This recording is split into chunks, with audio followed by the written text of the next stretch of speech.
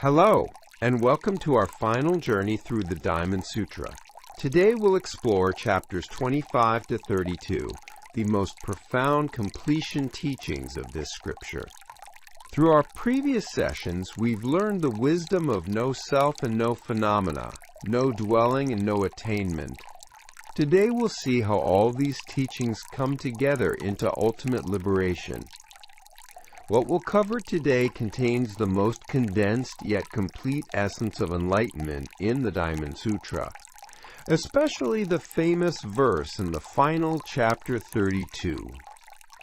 All conditioned phenomena are like dreams, illusions, bubbles, shadows, dew, and lightning. Contemplate them thus. This is an immortal teaching that captures the heart of Buddhist philosophy. For those of us living in modern times, these final teachings offer more than philosophical reflection. They're practical wisdom that can bring fundamental freedom to our lives. Let's experience together how the realization that all phenomena are like dreams and illusions can liberate us from daily suffering. Please quiet your mind as we begin this final journey together. # beyond perfect appearance. In chapter 25, Buddha asks Subhuti, "What do you think? Can the Buddha be seen through perfect physical features?" Subhuti answers, "No, world-honored one. The Buddha cannot be seen through perfect features, because what you call perfect features are not actually perfect features." This dialogue contains very deep meaning.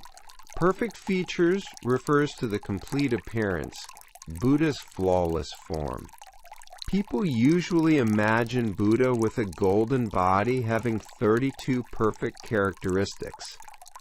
But Subhuti says the true Buddha cannot be grasped through such external perfection. Why? Because true perfection transcends even the concept of perfection itself. The moment we think something is perfect, it becomes a relative concept established through comparison with imperfection.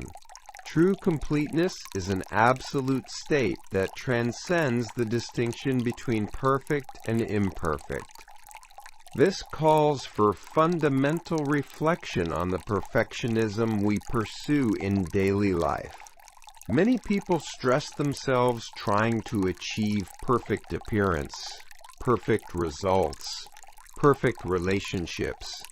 But according to Buddha's teaching, true beauty and completeness cannot be measured by such external standards. What changes does this realization bring to our lives? First, we can break free from attachment to appearance or image. We don't need to exhaust ourselves trying to look perfect to others. True beauty comes from naturalness. We also stop relying only on external criteria when evaluating others. We won't judge people by first impressions or appearance, but we'll try to see their essential value. We can also escape perfectionist tendencies. Freed from the obsession that everything must be done perfectly, we can do our best while maintaining ease about results.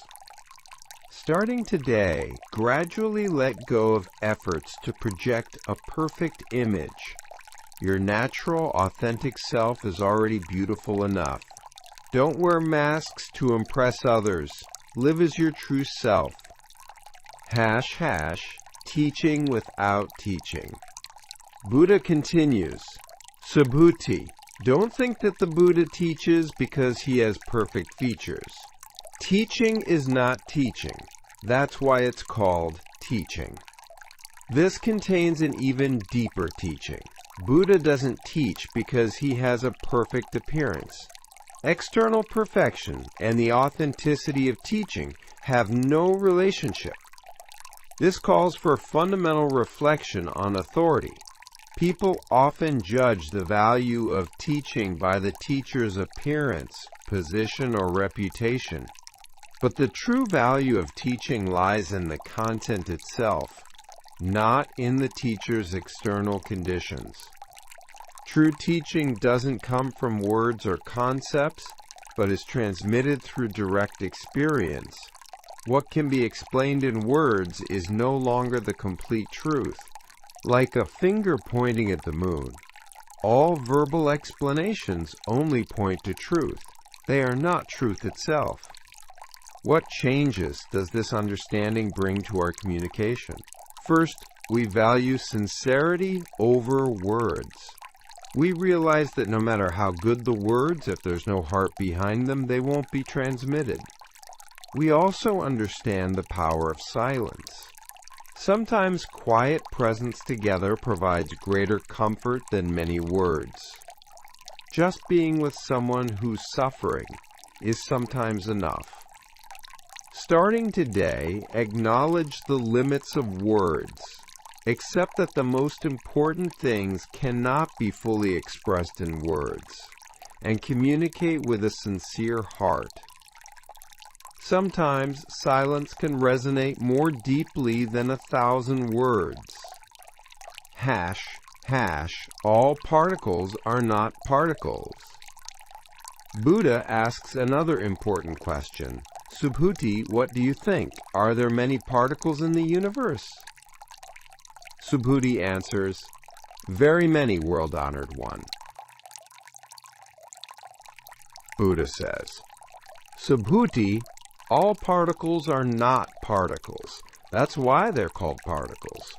The world is not a world. That's why it's called a world.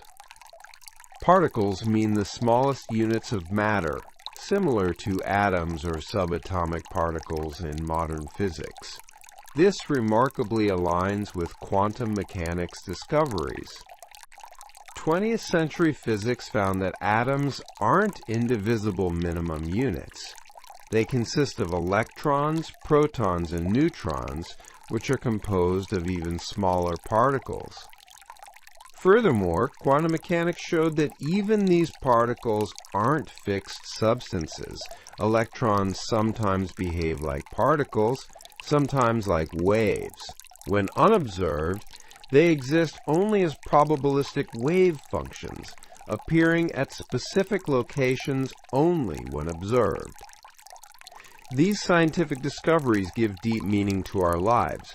First, we develop ecological consciousness that everything is connected. We feel responsibility knowing that each small action affects the whole. We also move from individualistic to community thinking. We understand that thriving alone is impossible. Everyone must thrive together for true individual happiness.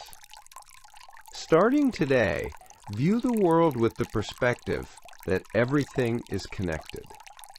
Your small kindness can bring great change to someone, while small indifference might cause unexpected hurt. ## the eternal present. Buddha asks, Subhuti, what do you think? Does the Buddha come and go? No, world-honored one, the Buddha neither comes nor goes. The true Buddha is a being beyond time and space, so concepts of coming and going don't apply. From our perspective, Buddha came to this world and entered nirvana, but from an absolute perspective, Buddha's essence always exists in the present. This contains deep philosophical reflection on time. Generally, we think of time as past, present, and future. But from the perspective of absolute reality, only the present exists. What changes does this realization bring? First, we can escape regret about the past and anxiety about the future. The past is already gone and the future hasn't arrived, so focusing on this present moment is wisest. We also cherish all meetings and partings more. Knowing there are no eternal meetings or eternal partings makes this moment together more precious. Fear of death also diminishes. Since the true self is a being beyond time, death is just one change. Starting today, focus more on the present moment. Instead of ruminating over past mistakes or worrying about future concerns, concentrate fully on what you can do right now. ##, the final verse, all phenomena are like dreams. Finally comes the climactic teaching that adorns the Diamond Sutra's conclusion. Buddha says, all conditioned phenomena are like dreams, illusions, bubbles, shadows, dew, and lightning. Contemplate them thus. This is the immortal verse that concludes the Diamond Sutra, containing deep wisdom that has moved countless hearts for 2,500 years. All conditioned phenomena means everything artificially created, all phenomena arising from conditions. This includes everything we experience, our bodies and minds, emotions and thoughts, society and culture, even what we believe to be truth. Dreams feel very real while we're sleeping, but we realize they were illusions when we wake up.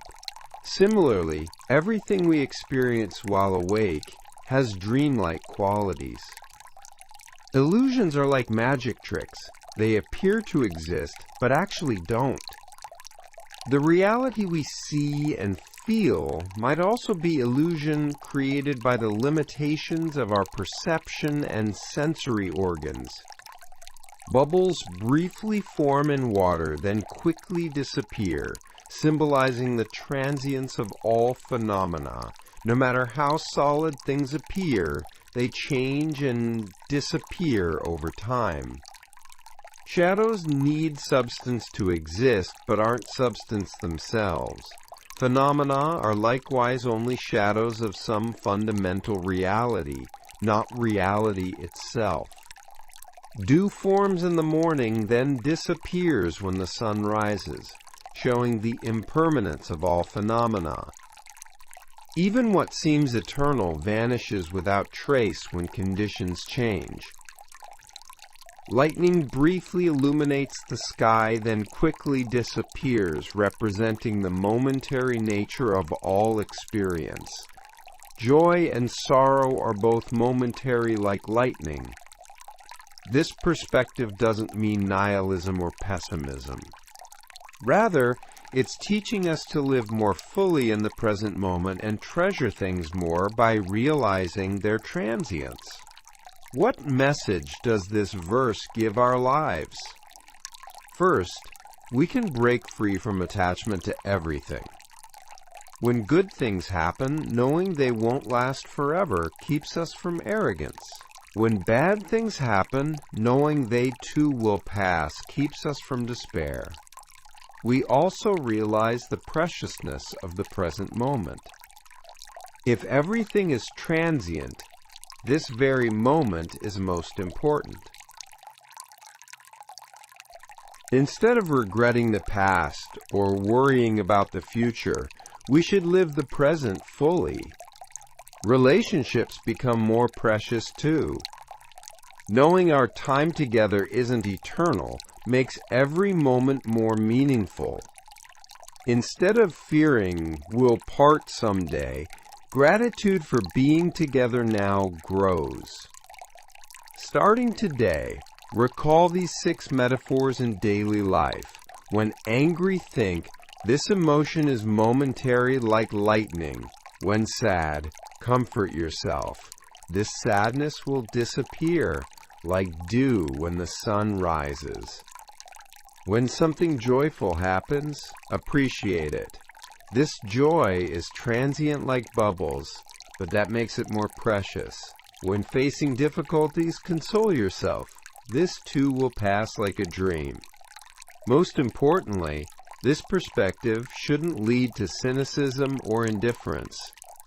Rather, because we realize the transience of everything, we should love more warmly, work more diligently, and feel more deeply grateful.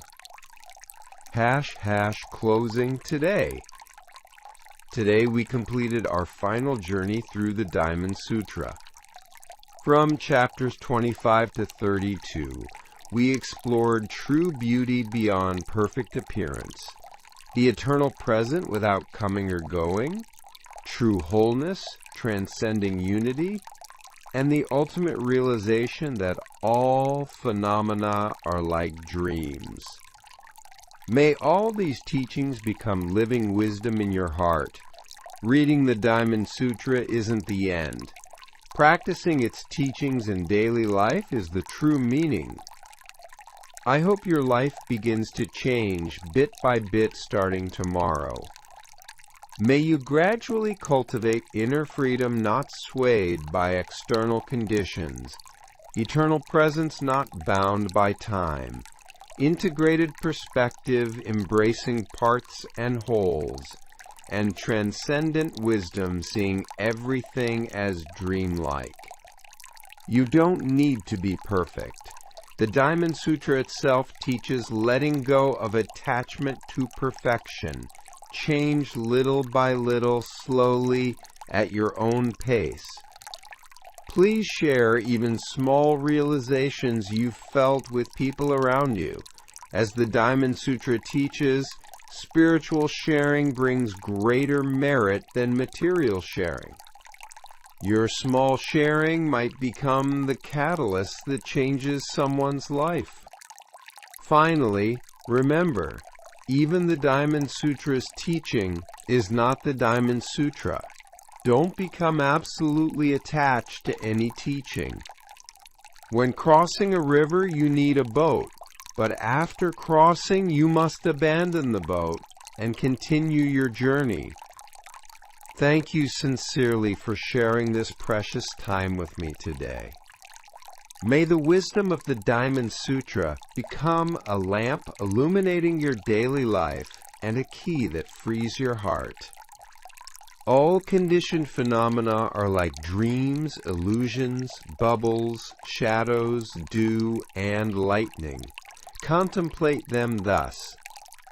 May this verse be forever engraved in your heart, becoming wisdom that finds peace and freedom in any situation. Thank you.